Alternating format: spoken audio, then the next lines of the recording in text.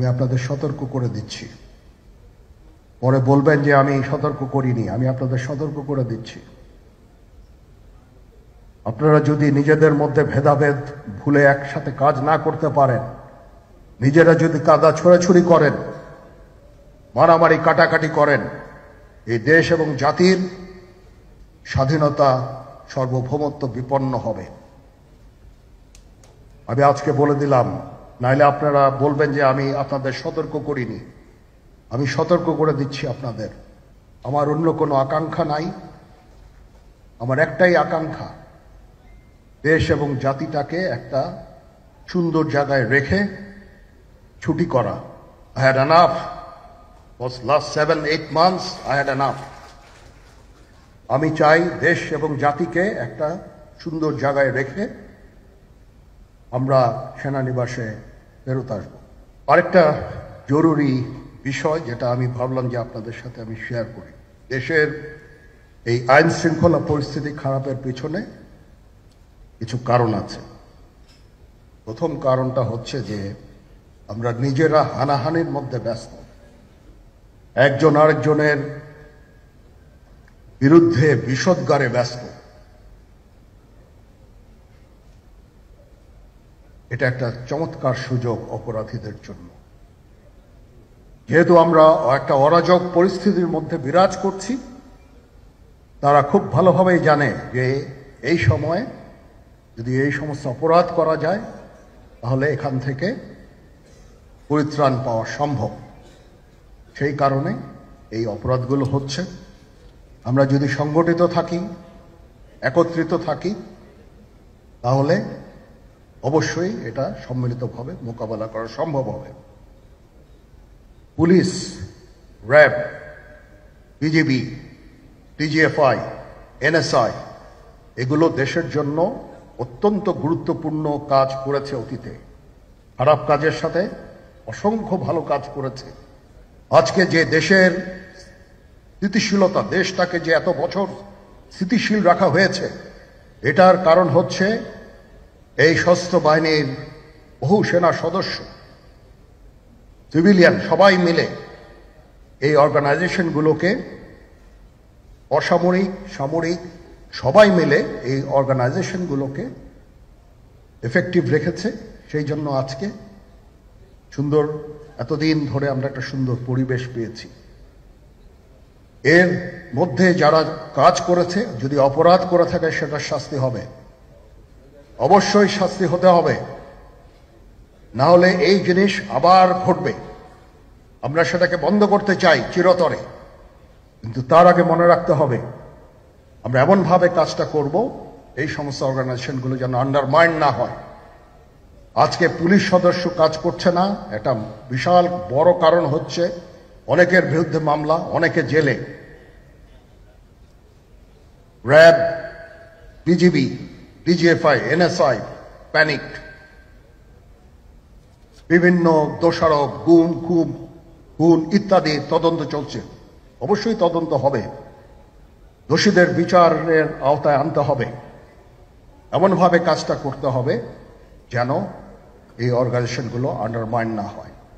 এই অর্গানাইজেশনগুলোকে যদি আন্ডারমাইন করে আপনারা মনে করেন যে দেশের শান্তি শৃঙ্খলা বিরাজ করবে, সবাই শান্তিতে থাকবেন, এটা হবে না, সেটা সম্ভব না। আমি আপনাদের পরিষ্কার করে বলে দিচ্ছি, এই দেশের শান্তি শৃঙ্খলা রক্ষার দায়িত্ব খালি সেনাবাহিনীর না। 2 লক্ষ পুলিশ আছে, বিজিবি আছে, র্যাব আছে, আনসার বিডিপি আছে, আমার আছে হচ্ছে 30,000 সৈন্য। এদেরকে আমি এই যে একটা বিরাট ভয়েড, আমি এই 30,000 সৈন্য দিয়ে আমি কিভাবে এটা পূরণ করব? 30,000 থাকে, আবার 30,000 চলে যায় ক্যান্টনমেন্টে, আরো 30,000 আসে। এটা দিয়ে আমরা দিন রাত আমরা চেষ্টা করে যাচ্ছি। এখানে যে সমস্ত উচ্ছৃঙ্খল কাজ হয়েছে সেটা আমাদের নিজস্ব তৈরি, এটা আমাদের নিজস্ব ম্যানুফ্যাকচার, আমরা নিজস্ব এইগুলো তৈরি করেছি। এই বিপরীতমুখী কাজ করলে এসে কখনো শান্তি শৃঙ্খলা আসবে না, এই জিনিসটা আপনাদের মনে রাখতে হবে। তদন্ত কমিশন হচ্ছে, আবার একটা আমাদের সর্বদা আমরা চেষ্টা করব তদন্ত কমিশনকে সহায়তা করতে। যে ধরনের সাহায্য সহযোগিতা প্রয়োজন হয় আমরা করব।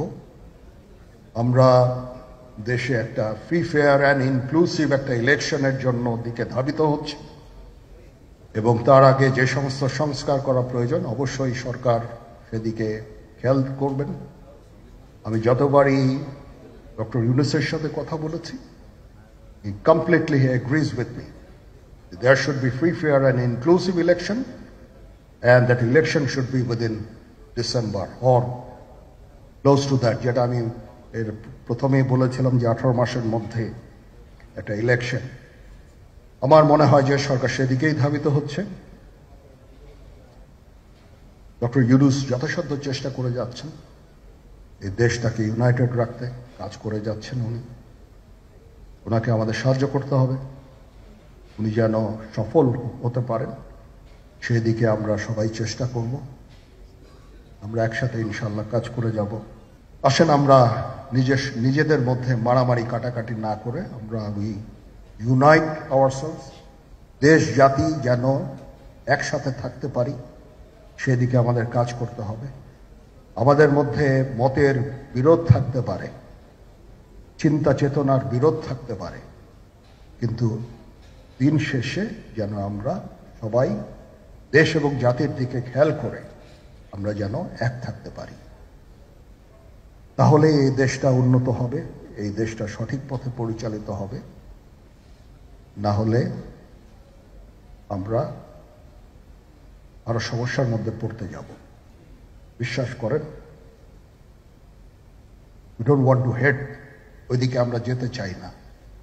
আমি আপনাদের সতর্ক করে দিচ্ছি, পরে বলবেন যে আমি সতর্ক করিনি। আমি আপনাদের সতর্ক করে দিচ্ছি, আপনারা যদি নিজেদের মধ্যে ভেদাভেদ ভুলে একসাথে কাজ না করতে পারেন, নিজেরা যদি কাদা ছোড়াছুড়ি করেন, মারামারি কাটাকাটি করেন, এই দেশ এবং জাতির স্বাধীনতা সার্বভৌমত্ব বিপন্ন হবে। আমি আজকে বলে দিলাম, নাইলে আপনারা বলবেন যে আমি আপনাদের সতর্ক করিনি। আমি সতর্ক করে দিচ্ছি আপনাদের। এই দেশ সুখে শান্তিতে থাকতে চাই, আমরা চাই না হানাহানি, কাটাকাটি, মারামারি। সেই উদ্দেশ্যে আমি কাজ করে যাচ্ছি, আমরা কাজ করে যাচ্ছি। আমাদের সেনাবাহিনীর প্রতি আক্রমণ করেন না। একটা কমন জিনিস আমি দেখতে পাচ্ছি, সেনাবাহিনী এবং সেনা প্রধানের প্রতি বিদ্বেষ কারো কারো। কি কারণে আজ পর্যন্ত আমি এটা খুঁজে পাইনি। আমরা হচ্ছে একমাত্র ফোর্স যেটা আপনাদের জন্য কাজ করে যাচ্ছি, দাঁড়িয়ে আছি প্ল্যাটফর্মে। Of course navy and air force, navy chief আবার মন খারাপ করে করছে, navy air force all, we all. আমাদেরকে সাহায্য করেন, আমাদেরকে আক্রমণ করেন না, আমাদেরকে অনুপ্রাণিত করেন, আমাদেরকে উপদেশ দেন। কোনো একটা সমস্যা হয়ে গেলে আমি যেন নুরুদ্দিন স্যারের স্বর্ণপন্ন হই এবং উনি আমাকে উপদেশ দেন, সিনিয়র জেনারেলরা আমাকে উপদেশ দেন, আমি সবার কাছে স্বর্ণপন্ন হই।